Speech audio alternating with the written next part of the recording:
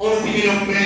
এখান থেকে আমরা প্রতিবাদ আপনার মাধ্যমে আমাদের বাংলাদেশের মাননীয় দায়িত্ববান রাষ্ট্রপতি যিনি বর্তমান রয়েছেন তত্ত্বাবধায়ক সরকারের প্রধান আপনার মাধ্যমে জানান দিতে চাই।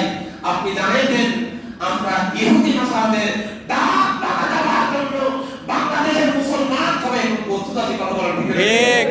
সুতরাং আমাদের রক্তকরণ হচ্ছে, নিরহ মুসলমানের উপরে যেভাবে আঘাত হচ্ছে, ছোট ছোট মাসুম বাচ্চাকে মেরে ফেলতেছে, অনেক মা গর্ভবতী হয়েছে, এমন এক বোমা বিস্ফোরণ হয়েছে, গর্ভ ফেটে বাচ্চা বের হয়ে গিয়েছে।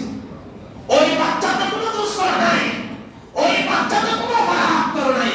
সুতরাং আমরা আর সহ্য করব না।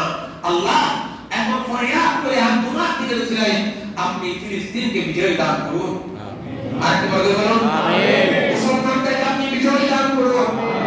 আমরা জানি এখানে মুসলমানের আঘাত লাগবে, আমরা সবাই সোচ্চার হয়ে একসাথে জবাব দেব।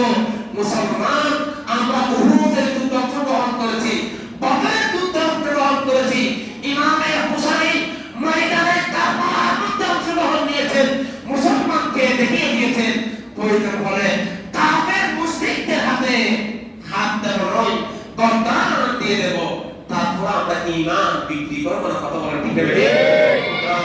আমরা আজ ওই ফিলিস্তিনি নিরহ মুসলমানদের স্মরণ করে তাদের শান্তি কামনা করে এবং তারা শহীদ হয়েছেন তাদের আত্মার মাগফিরাত কামনা করে আপনারা 1 মিনিট সূরা ফাতিহা পড়ুন আর কয়েকবার সূরা ইখলাস শরীফ পড়ুন। এরপরে আমরা কথা শেষ।